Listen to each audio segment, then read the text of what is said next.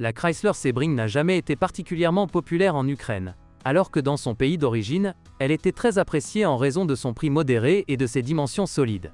Viktor Smirnov parle des caractéristiques de fonctionnement de cette voiture. La popularité de la Chrysler Sebring s'explique principalement par son prix de dumping.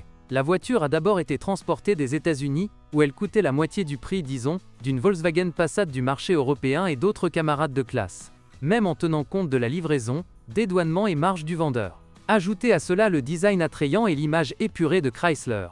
Outre les Sebring américaines, il existe de nombreuses voitures européennes sur le marché ukrainien. Les revendeurs officiels en Ukraine ne vendaient que des versions européennes. La gamme de modifications comprenait une berline, un coupé et un cabriolet. Et ces deux dernières se retrouvent parfois sur notre marché secondaire. À propos, la Chrysler Sebring a un frère, la Dodge Stratus. Il était vendu uniquement sur le marché intérieur américain et n'était pas exporté. Mais il est possible de trouver une Stratus d'occasion ici. Elle est moins chère que Sebring en Amérique et en Ukraine. Pour la Chrysler Sebring, il y avait le choix entre 3 moteurs à essence. 4 cylindres de 2,0 litres, 141 chevaux, et 2,4 litres, 152 chevaux, ainsi qu'un V6 de 2,7 litres, 186 chevaux. Les 4 étaient combinés avec une transmission manuelle à 5 vitesses et une transmission automatique à 4 vitesses, et avec le V6, uniquement, une transmission automatique. Les Sebring assemblés en Europe, notamment en Autriche, sont généralement plus chers que les voitures du Nouveau Monde. Mais ils sont mieux adaptés à nos conditions d'exploitation. Une autre chose est qu'il est extrêmement difficile de trouver une telle copie. Ce modèle a pratiquement disparu du marché secondaire. Mais si vous avez de la chance, l'américaine est assurée d'avoir des accessoires électriques, des airbags frontaux, un ordinateur de bord, une radio, la climatisation et une transmission automatique. Et on rencontre souvent des exemples avec un intérieur en cuir, des sièges chauffants électriques et des jantes en alliage. L'achat occasionnel d'une Chrysler Sebring d'occasion n'est pas conseillé. Si vous prenez néanmoins une telle décision, vérifiez tous les principaux systèmes de la voiture dans un service spécialisé dont les mécaniciens connaissent ce modèle.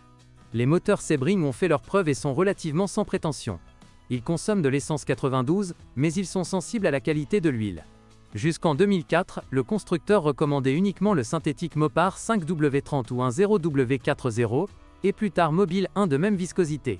Les 4 ont une maladie chronique, le blocage de la valve du système de ventilation du carter.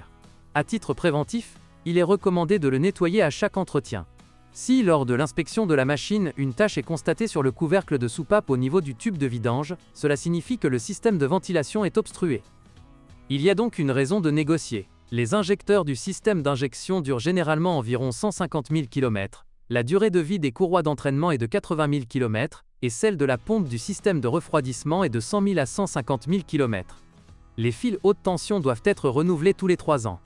Sur les 4, l'entraînement de distribution est par courroie, et sur le V6, il s'agit d'un entraînement par chaîne. La pompe sur les 6 fonctionne correctement sur les mêmes 100 000 à 150 000 km, mais nécessite une attention constante, pour laquelle il y a un trou de commande dans le capot latéral du moteur. Pour remplacer la pompe à eau, vous devez retirer le moteur, donc généralement lors d'une telle opération, la chaîne de distribution avec tendeur est remplacée. En raison de la disposition dense du compartiment moteur, notamment sur les versions équipées d'un moteur V6, l'accès à la plupart des composants est très difficile. Par exemple, la batterie est située dans le passage de roue avant gauche. La Chrysler Sebring était équipée d'une transmission manuelle à 5 vitesses ou automatique à 4 vitesses, hydromécanique conventionnelle et ces dernières années, autostick, avec mode de changement de vitesse manuel séquentiel. La fiabilité de la mécanique ainsi que de la transmission automatique est assez élevée, mais l'autostick présente des dysfonctionnements dans le fonctionnement de l'unité de commande. Cependant, le Sebring sur le marché secondaire aura probablement déjà une transmission usée. Mais si avec une transmission manuelle vous n'avez besoin que de remplacer la tringlerie de levier, alors avec une transmission automatique, tout est plus compliqué. Sur la plupart des voitures, sa durée de vie est déjà épuisée, et afin de ne pas devenir l'otage volontaire de la réparation de la transmission automatique, vérifiez-la avant d'acheter une voiture. Dans la suspension, les jambes de force stabilisatrices ne sont pas très résistantes. Les rotules des bras avant, qui sont remplacés en bloc, durent un peu plus longtemps. Dans la suspension arrière, après 150 000 km, il faudra changer les leviers assemblés avec des Synblock. Le 4 cylindres est moins cher à utiliser que le V6, qui est fiable mais plus coûteux à entretenir.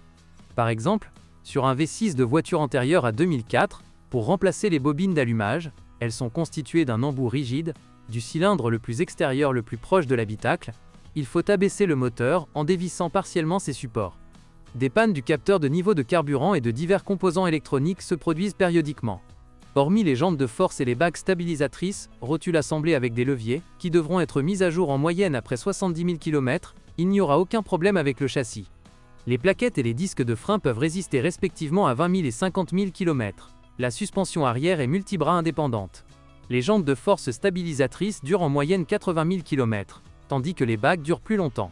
Les amortisseurs peuvent supporter jusqu'à 120 000 km.